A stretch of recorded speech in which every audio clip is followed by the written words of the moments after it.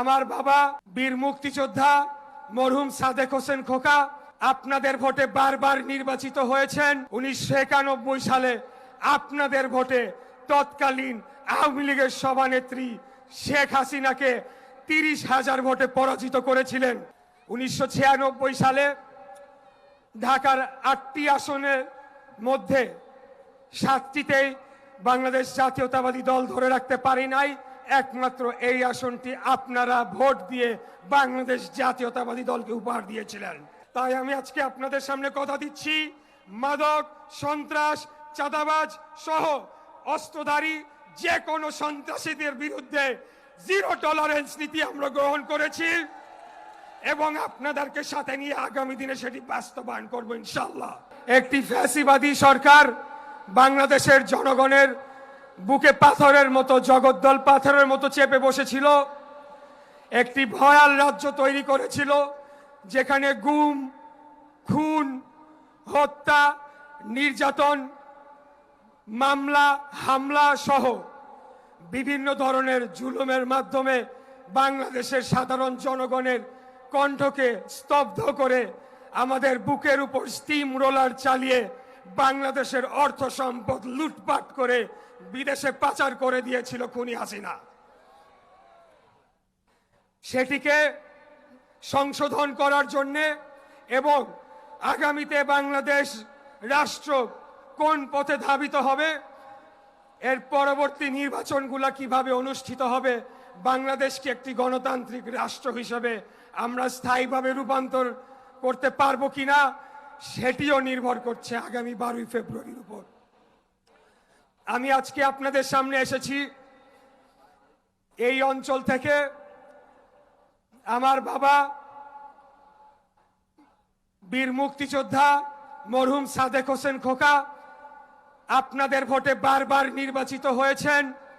1991 সালে আপনাদের ভোটে তৎকালীন আওয়ামী লীগের সভানেত্রী শেখ হাসিনাকে 30,000 ভোটে পরাজিত করেছিলেন। 1996 সালে ঢাকার 8টি আসনের মধ্যে 7টিতেই বাংলাদেশ জাতীয়তাবাদী দল ধরে রাখতে পারি নাই। একমাত্র এই আসনটি আপনারা ভোট দিয়ে বাংলাদেশ জাতীয়তাবাদী দলকে উপহার দিয়েছিলেন। তাই আমি বলতে চাই, বৃহত্তর সূত্রাপুর কোতোয়ালির মাটি খালেদা জিয়ার ঘাঁটি, বৃহত্তর সূত্রাপুর কোতোয়ালির মাটি ধানের শীষের ঘাঁটি। এই এলাকার মাটি আমাদের নেতা দেশনায়ক তারেক রহমানের ঘাঁটি। আমি আপনাদেরকে সাথে নিয়ে আগামী দিনে আমাদের এই অঞ্চল অত্যন্ত অবহেলিত একটি অঞ্চল হিসেবে বিগত 17 বছর তাকে একটি অবহেলিত অঞ্চল হিসেবে গড়ে তোলা হয়েছে। বিশেষ করে বিগত মেয়র তাপস এই এলাকার জন্য তেমন কোনো উন্নয়ন করতে পারে নাই, কেবলমাত্র তার নেতাকর্মীদের পকেট ভারী করা ছাড়া সাধারণ জনগণের, সাধারণ মানুষের দুঃখ দুর্দশা নিয়ে কোনো সমাধান, কোনো সুরাহা করতে পারে নাই।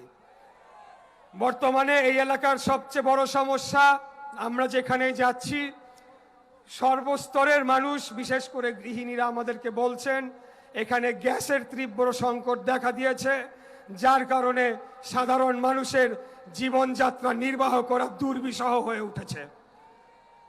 এটির অন্যতম একটি কারণ আমাদের এই এলাকার যে অবকাঠামো, সেটি গ্যাস সঞ্চালন লাইন হোক, ড্রেনেজ সিস্টেম হোক, সুয়ারেজ সিস্টেম হোক, রাস্তাঘাট হোক, সব কিছুই অবহেলিত। এবং যেভাবে এগুলোকে নির্মাণ করার প্রয়োজন ছিল, কারণ আপনারা জানেন যে একটা উদাহরণ দিয়েও যদি বলি, যেই এলাকায় 5 তলা পর্যন্ত ভবন নির্মাণের বিধি ছিল, সেই অনুযায়ী রাস্তা ছিল, আজকে সেখানে 20 তলা 25 তলা ভবন তৈরি হয়েছে, কিন্তু রাস্তাঘাটের কোনো প্রশস্তিকরণ হয় নাই এবং অন্যান্য অবকাঠামো সেখানে উন্নতকরণ করা হয় নাই। আমি আপনাদেরকে কথা দিচ্ছি, আজকে আমাদের মঞ্চে দুজন বাংলা বিএনপির অত্যন্ত গুরুত্বপূর্ণ নীতি নির্ধারক রয়েছেন। ওনাদের সামনেই বলতে চাই, আপনারা যদি আগামী 12 ফেব্রুয়ারি আমাকে একটি ভোট দিয়ে আপনাদের জন্য কাজ করার সুযোগ করে দেন। ইনশাল্লাহ এই অঞ্চলকে পুনর্গঠন করার জন্য রাষ্ট্রীয় পর্যায়ে আমার যেখানে যেখানে যাওয়া দরকার, যেখানে যেখানে কথা বলা দরকার, সেখানে সেখানে আমি যাব। আমি কেবল চাই আপনাদেরকে আমার পাশে। যদি আমি আপনাদেরকে পাশে পাই, আমাদের এই এলাকার পাহাড় পরিমাণ সমস্যা রয়েছে, যানজট, জলাবদ্ধতা, বায়ু দূষণ, পানি দূষণ, গ্যাসের সমস্যা, এবং এখানে আইন শৃঙ্খলা পরিস্থিতি যেভাবে উন্নত হওয়ার প্রয়োজন ছিল সেটি এখনো হয় নাই।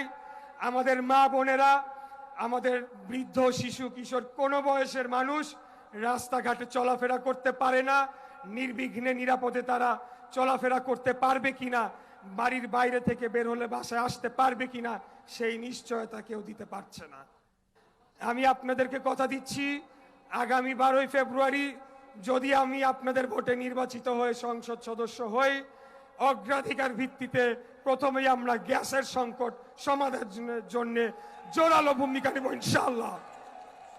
এর পাশাপাশি আসন্ন বর্ষা মৌসুমের আগেই আমাদের এখানে যে ড্রেনেজ ব্যবস্থা অত্যন্ত অপ্রতুল, তারপরেও যতটুকুই রয়েছে সেটিকে সচল করার জন্যে আমি কার্যকর পদক্ষেপ নেব, যাতে আগামী বর্ষা মৌসুমের আগেই আমরা এগুলোকে সচল করতে পারি এবং জলাবদ্ধতা পরিস্থিতি কিছুটা হলেও নিয়ন্ত্রণ করতে পারি।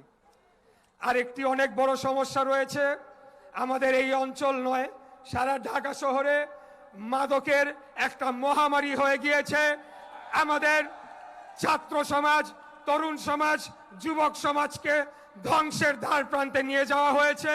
আমি বিশ্বাস করি বাংলাদেশে যে সকল আধিপত্যবাদী শক্তি তারা প্রভাব বিস্তার করতে চেয়েছে, বাংলাদেশকে একটা দাস রাষ্ট্র হিসেবে পরিণত করতে চেয়েছে, তারাই পরিকল্পিতভাবে আমাদের বর্ডার দিয়ে মাদক প্রবেশ করিয়েছে এবং সেটিকে একেবারে তৃণমূল পর্যায়ে পৌঁছে দিয়েছে। কারণ একটি জাতিকে ধ্বংস করতে হলে, তাকে প্রজা বানাতে হলে তার তরুণ সমাজ, ছাত্র সমাজকে ধ্বংস করলেই যথেষ্ট।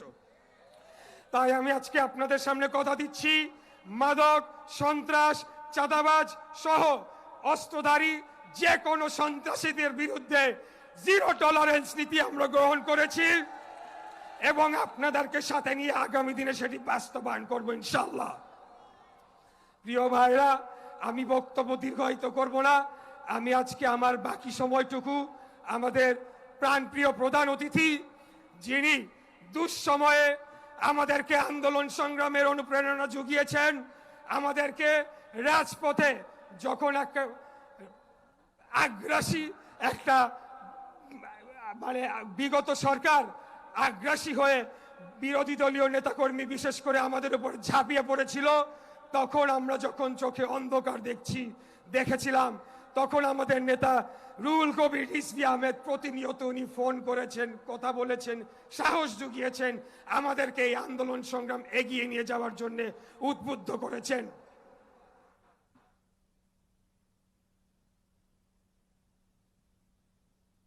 আমি আরেকটা বিষয় আপনাদের কাছে একটু তুলে ধরতে চাই। পরশুদিনের না